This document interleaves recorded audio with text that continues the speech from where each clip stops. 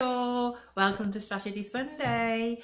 So today's video is a request from a Dr Chrissy who works for the Open University. She's a lecturer and she's been watching my videos, the pressure, and she's talked about me doing this video today about the strengths of children on the spectrum, because the spectrum is often spoken about as a deficit model, and it's something that we all kind of look at the deficits because we're kind of working out how to work with them.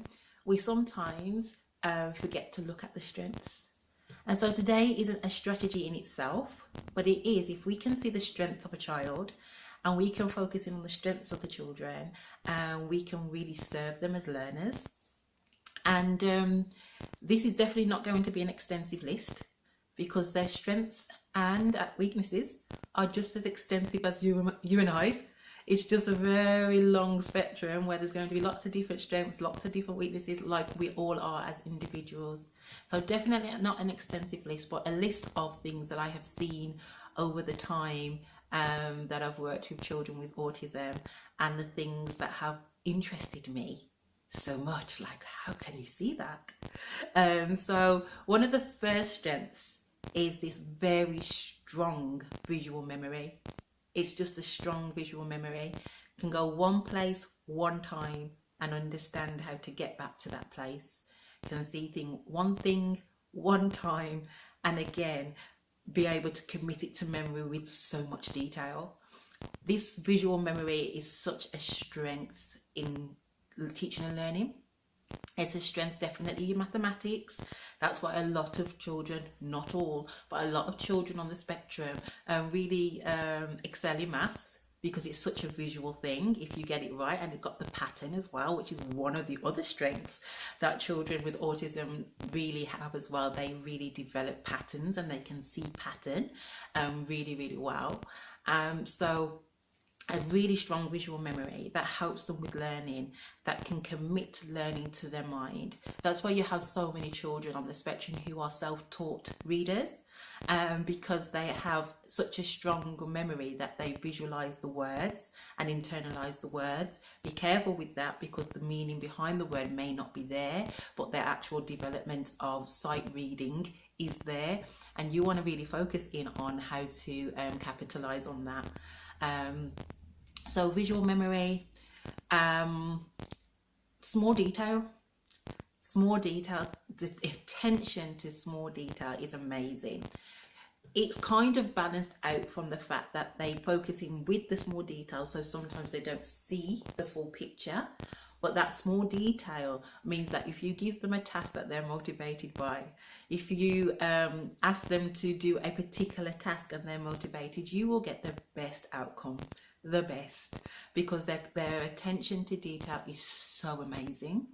And that's one of the things that I've loved watching. So children that are on the spectrum and draw, they really draw to detail. They never miss out detail. It's a beautiful thing. One of the other things that's not widely spoken about actually is emotional intuition. So there are times when they don't read emotion and body language very well. That is very true, but they are intuitive to emotion. So one of the moments that really comes to mind for this, for me, I was, doing human life, and life had happened, and some things had happened to me outside of work, and I'd got in and I thought I was game facing it and it was all fine. And I remember speaking to one of the children. He was like, "Miss, you're not the same today." I'm like, "What do you mean?" He's like, "You're not the same today. Something's not right." I was like, "I'm okay." He's like, "No, miss, you're lying to me. Something's not right." And I just said to him, "I am tired." But I walked away from that conversation thinking, my game face was really strong. Maybe it wasn't, but I thought it really was. And he picked up on a change in me. Picked up a change, because emotionally he's intuitive to who I am and the relationship we had. So that was really quite a powerful moment as well. I think one of the other strengths of children on the spectrum is that they really have a practical approach to life as well.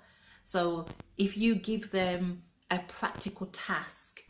Again, not for every child, but most likely they're going to want to do the practical. They're the doers, they're the kinesthetic learners, the ones that want to get on and do the task.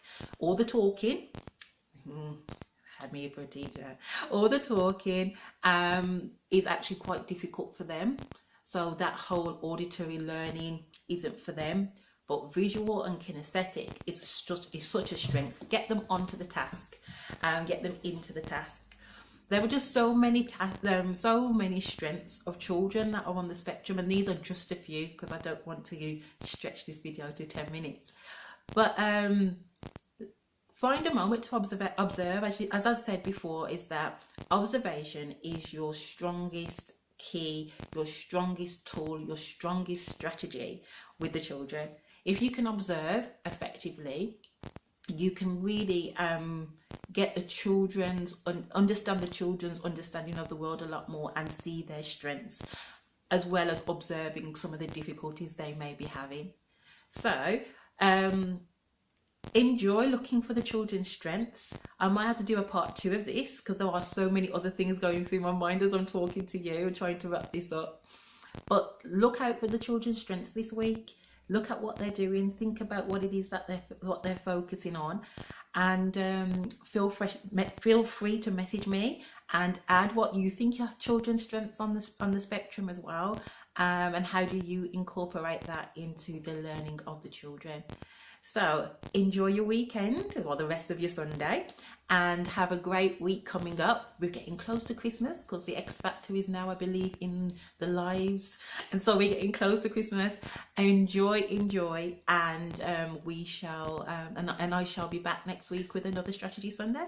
Take care. Bye bye.